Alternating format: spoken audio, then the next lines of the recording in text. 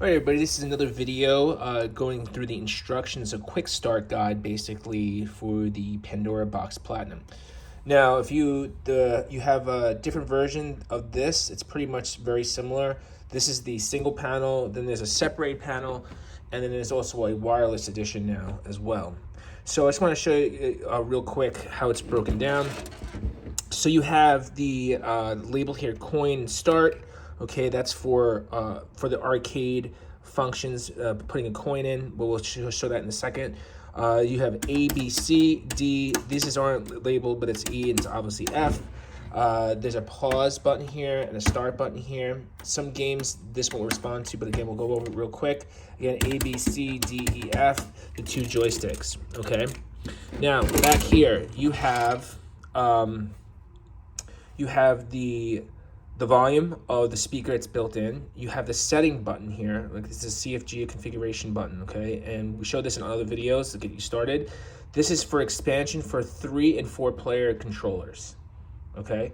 3 and 4 player controllers. This other one here, you can actually use this as a joystick as well. People mod these with the SanWas upgrades, or sometimes just with the standard stick, and they can use that as a joystick as well. Here is the memory card, archive memory card. On the site, you'll see different options for your archives for your titles, okay? VGA out if you choose, and then you can use the onboard speaker, HDMI, and an AC power, okay? So real quick, I'm just gonna show you the inside. I already have it unscrewed, okay? So the screws are kind of rolling around there because I have it unscrewed. This is the wiring harness. These are the standardized joysticks. Again, they have another video showing the standardized joysticks and how good they actually work, unlike other consoles, okay? This is the main board. You can see here it's like kind of like a blackish, all right?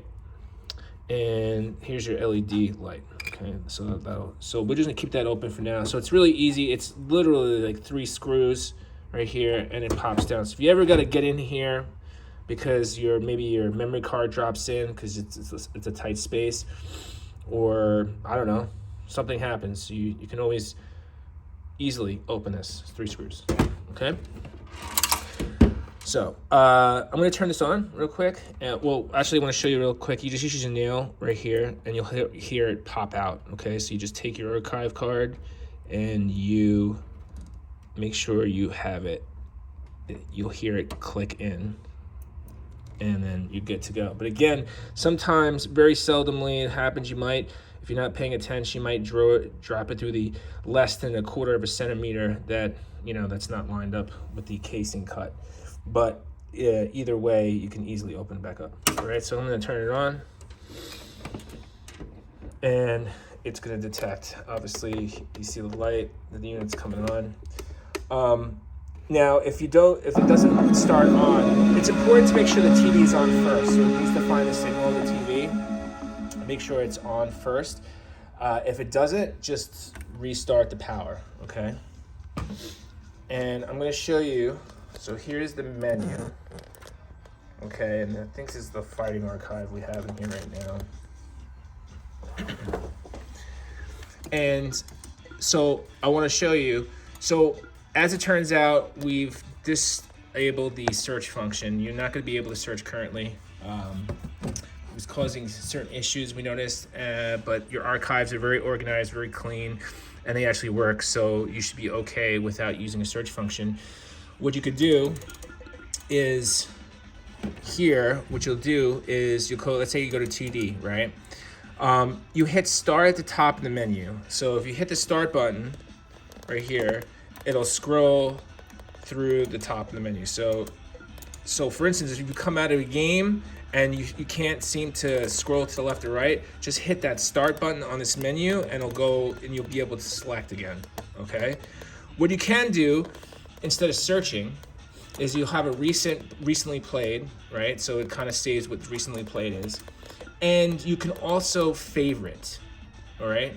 So what I wanna do is, let's just say I'm scrolling down right here, right? And this one doesn't have a ton, but let's just say I want to play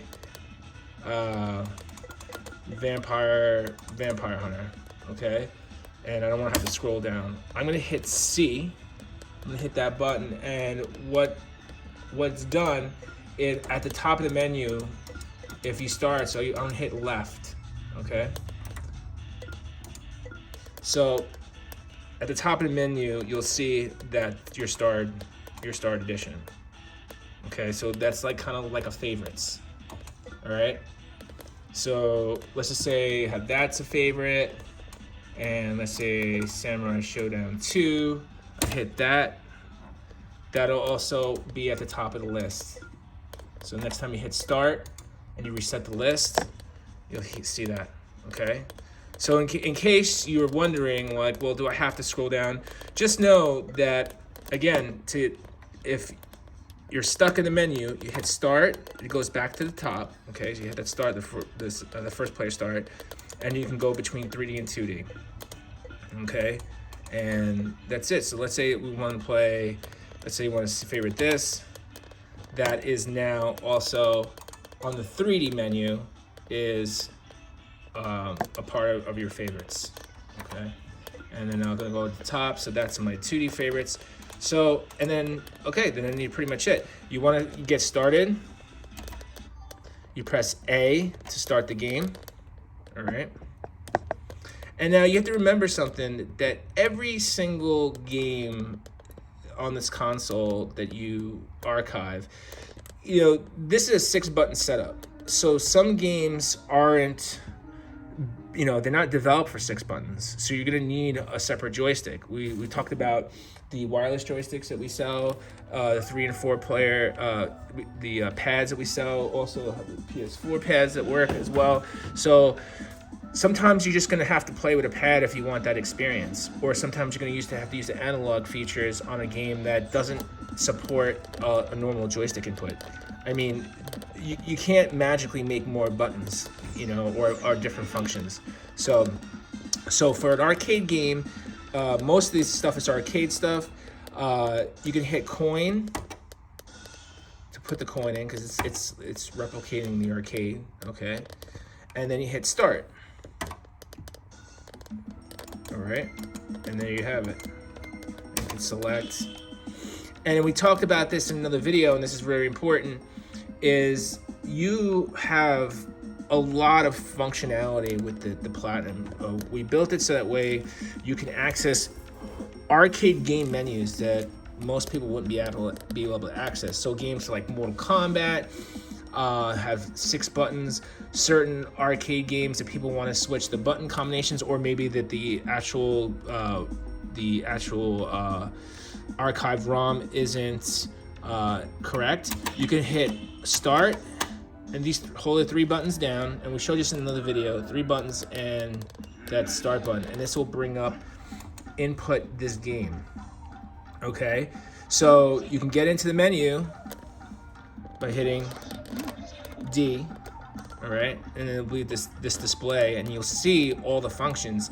Now again, think about it like this: button 1, button 2, button 3 is the first top, button 4, button 5, button 6.